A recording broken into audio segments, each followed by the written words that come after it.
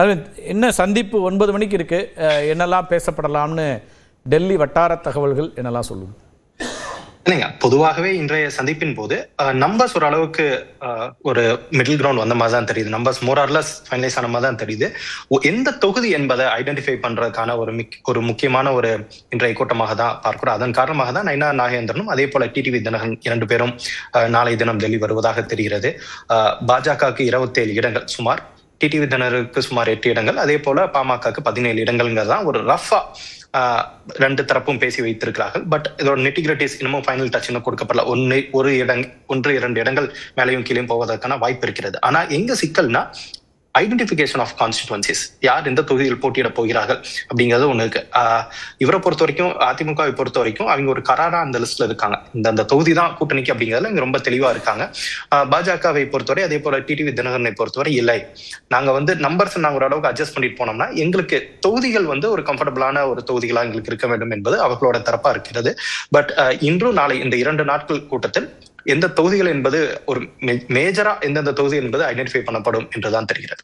Okay, இதுல கராரா இருக்கிறது திரு எடப்பாடி பழனிசாமி. அப்போ அதிமுக தான் எண்ணிக்கை இல்ல, இதுல அதிமுக எண்ணிக்கையிலும் சரி, தொகுதி ஐடென்டிஃபை பண்றதுலயும் அதிமுக ரொம்ப கராரா இருப்பதாகத்தான் தெரியுது. நம்ம கிடைச்ச மற்றொரு தகவல் என்னன்னா, இந்த 3 கட்சிகளை தாண்டி எந்தெந்த கட்சிகள்லாம் சின்னம் இல்லாம, பொது சின்னம், அதாவது அவங்களுக்குன்னு ஒரு சின்னம் இல்லாம இருக்க அன்ரெகக்னைஸ் பொலிட்டிக்கல் பார்ட்டியா இருக்கும், அந்த கட்சிகள் எல்லாம் இரட்டை இலை சின்னத்தில் தான் போட்டியிட வேண்டும். அது நீங்க ஐஜேகாவா இருந்தாலும் சரி, ஜி.கே. வாசனா இருந்தாலும் சரி, இது புதிய தமிழகம், அதே போல புரட்சி பாரதம், எல்லாமே அவங்க எல்லாருமே இந்த முறை அதிமுக இவங்க எல்லாம் ஏற்கனவே தாமரையில போட்டிட்டு இருக்காங்களா 24ல.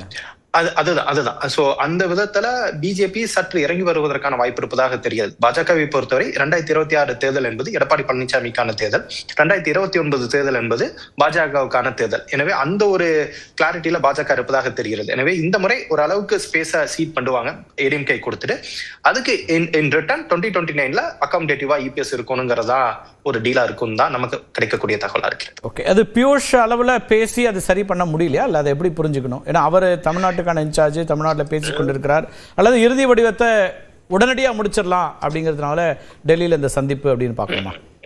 இல்லைங்க, அதுல எடப்பாடி பழனிசாமி ரொம்ப கராரா இருப்பதாகத்தான் தெரிகிறது. எனவே அதை தமிழகத்தில் உட்கார்ந்து அதை பேசி முடிக்க முடியாது. அதனாலதான் டெல்லி வரவழைத்து அமித்ஷா முன்னிலையில் அதை பேசினாதான் ஈஸியா முடியும் என்பதற்காக அமித்ஷாட்ட இந்த கூட்டம் அமித்ஷா தலைமையில் இன்று இரவோ அல்ல நாளை காலையோ நடப்பதற்கான வாய்ப்பு இருக்கு. ரைட், பேசலாம். திரு ராமசாமி, ஏப்ரல் 22, 2025 ஒரு தேதியை சொன்னார், எனக்கு நினைவில்லை, அப்போ கூட்டணி அமைஞ்சதுனாரு. ஏப்ரல் 23, 2026 தேர்தல் இருக்கு. எப்படி முன்னாடியே கணிச்சு வச்சுட்டாங்களா, எப்படி அது ஒரு ஆண்டு அப்படின்னு? சரி, இவ்வளவு முன்னாடியே நடந்தாலும் இன்னும் இந்த எண்ணிக்கைகளில் சிக்கல் இருக்கு, அதை எப்படி புரிஞ்சுக்கணும்? பாரத மண்ணிற்கும் தமிழ் மக்களுக்கும் முதற்கண் வணக்கம். அனைவருக்கும் உகாதி தின வாழ்த்துக்கள். என்ன ஸ்ட்ரேஞ்சான பொசிஷன்னா, திமுகவோட கூட்டணி 2019 இருந்து ஒன்னா இருக்கு அப்படின்றாங்க. அவங்களே இன்னும் அவங்களோட நம்பர்ஸை செட்டில் பண்ணல. இல்ல, தேமுதிக உள்ள வந்திருக்காங்க, எல்லாரும் வந்துருக்கட்டும். அப்போ முன்னாடி இருக்கவங்களுக்கே அவங்களால செட்டில் பண்ண முடியல. விசிகே அவங்களோட முன்னாடியில இருந்தே இருக்காங்க, கம்யூனிஸ்ட் பார்ட்டி அவங்களோட இருக்காங்க, சிபிஐஎம் அவங்களோட இருக்காங்க, இத்தனை காலமா இருக்காங்க. அவங்க 7 வருஷமா ஒன்னா செயல் பண்ணும் போதே அவங்களால அவங்க சீட்ஸை கன்சாலிடேட் பண்ண முடியல, நம்பர்ஸையும் சொல்ல முடியல, அவங்களால என்ன கான்ஸ்டிட்யூன்சின்னு சொல்ல முடியல. 7 வருஷத்துல சென்னையில வச்சு முடிவு பண்றாங்க.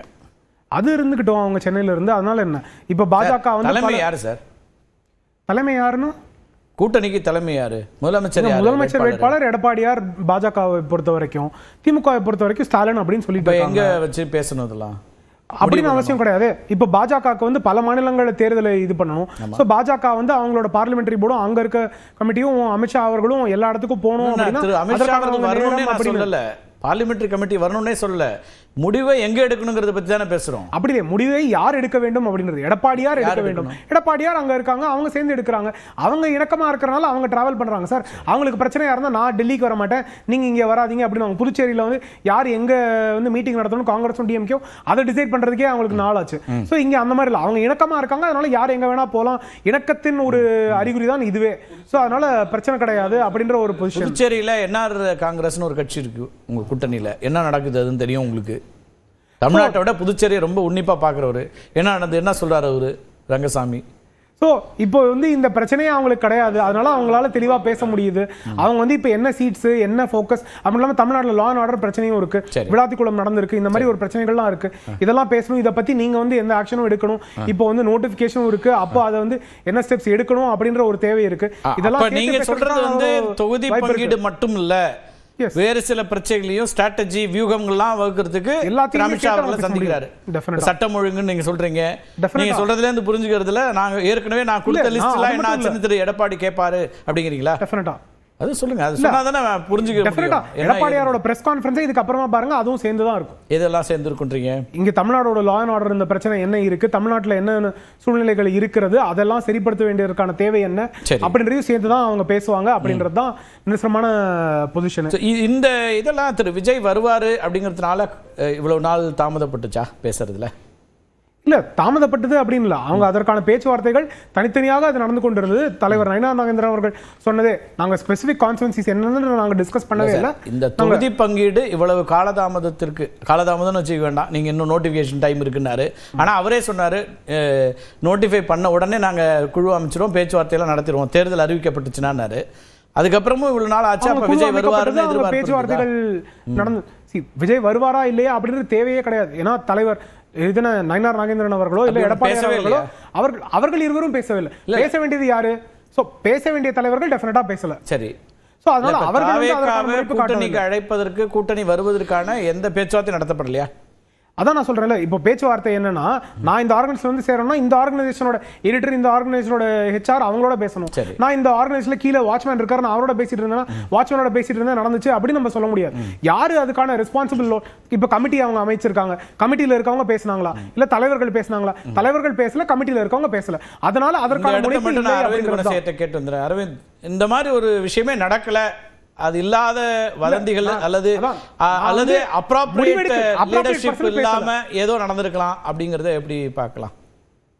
இல்லைங்க, அது வெளிப்படையாக இவங்க வந்து ஆன் ரெக்கார்டா இல்ல அபிஷியலாவும் நாங்க இந்த பேச்சுவார்த்தையும் நடத்தவில்லை என்பது அதிமுக பாஜக தலைவர்கள் இன்று கூறினாலும், பல தருணங்கள்ல தாவேகா கூட்டணிக்கு வந்தால் நல்லா இருக்கும் என்பது பல தருணங்களில் பாஜக தலைவர்களும் சரி அதிமுக தலைவரும் சொல்லியிருக்காங்க. நீங்க வந்து எடப்பாடி பழனிசாமி தொடங்கி பல்வேறு தலைவர்கள், இன்ஃபேக்ட் கரூர் இன்சிடென்ட் முடிஞ்சதுக்கு அப்புறம் ஒரு பொதுக்கூட்டத்துல தாவேகா கொடியுடன் ஒரு நிர்வாகி இருந்தோனையும் பிள்ளையார் சொல்லி போட ஆரம்பிச்சுட்டாங்கன்னு சொன்னது எடப்பாடி பழனிசாமி. அதனை தாண்டி பல்வேறு தலைவர்கள் அதை சொல்லியிருக்காங்க. பாஜகல தமிழிசை சவுந்தரராஜன் முதல் பல்வேறு தலைவர்கள் சொல்லியிருக்காங்க, திமுக தோற்கடிக்க வேண்டும் என்றால் தாவேகா எங்களுடன் இணைய வேண்டும் என ஓப்பன் ஒரு இன்விடேஷனே வந்து பாஜக தரப்பிலும் கொடுத்திருக்கிறாங்க. எனவே பேச்சுவார்த்தை நடந்தது உண்மை. ஆனால் அந்த பேச்சுவார்த்தை இரண்டு தரப்புக்கும் ஒரு மிடில் கிரவுண்ட், ஒரு ரெண்டு பேரும் கன்வின்ஸ் ஆக எங்க அது சரியா வரல, எங்க எப்போ அது வந்து சரியா வராதுன்னு முடிவுக்கு கொண்டு வரப்பட்டுச்சு?